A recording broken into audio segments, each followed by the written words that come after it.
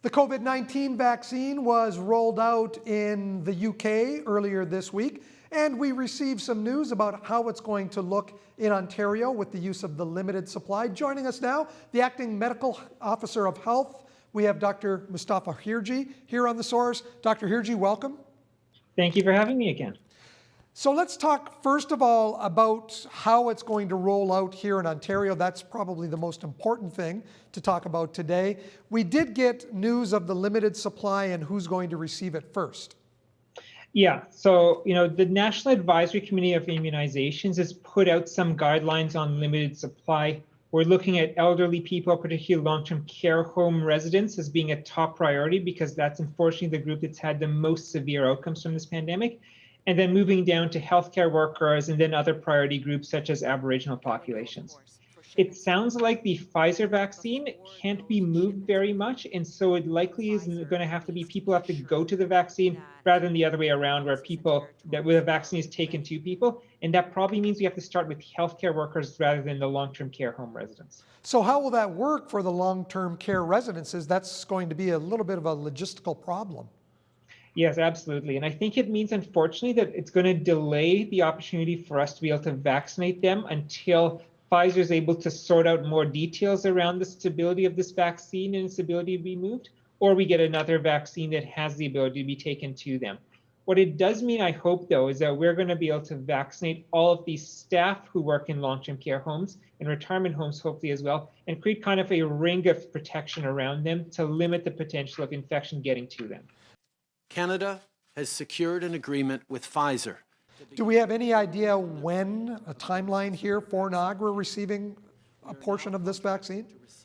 I have not heard a timeline yet. The Prime Minister's announcement was that vaccine would be arriving in Canada by the end of the month. So, I'll cynically say that probably means December 31st it comes. It's also not clear that all parts of the country are going to get vaccine, that it may be divvied up to, if you cannot move it very far, it might go to larger population centers, areas that have been harder hit by COVID-19. So it's still an open question if it's going to come to Niagara, but we're certainly hoping. Is it true that the province will be issuing a card to have people show that they've had the vaccine in case that is needed?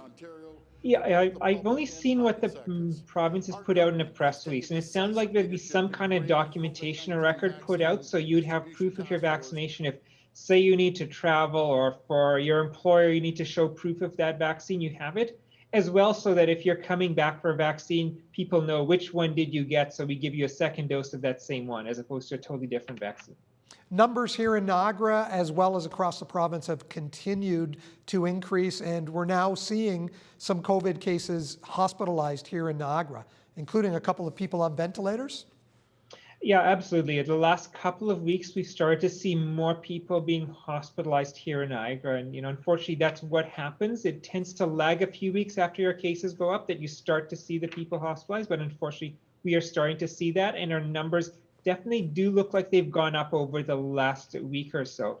And I think that's putting me in, concern that we are now at the level where we're on the borderline of moving into the control or red level if we don't see these numbers come back down. And I think it's an important reminder that all this talk of vaccine and the enthusiasm, it's a very much a good news story, but this is going to be a vaccine that'll get to 0.5%, 1% of Niagara residents in the coming weeks. It's many months off before we actually get lots of people like you and me vaccinated, and we still need to be doing everything else to control COVID-19 in the interim. How hard are you crossing your fingers and your toes about the Christmas season, the holiday season coming up? Yeah, and unfortunately, I tend to, focus on the science, and crossing the toes and fingers is not going to help us through the Christmas season. What's going to help us through the Christmas season is that we need to do all those hard things that are going to limit the spread of infection. We need to stick to just associating with our households through the season so we don't potentially spread infection more widely and see it spreading to many more people. We need to pay really close attention to how we're feeling. If we have any symptoms of infection or we feel a cold, that could be COVID-19. We need to stay home, not be around others, get tested so we make sure we don't spread it around. And of course, keep our physical distance, wash our hands, wear our face coverings. I think we need to be extra vigilant around that now. But do that with the understanding that a vaccine is starting to come. It's still a few months off, but there is an end to the story coming down the road. And so we just need to pull together, buckle down, do this for a little while longer. Dr. Hirji, thanks again for the update, and we'll see you in 2021.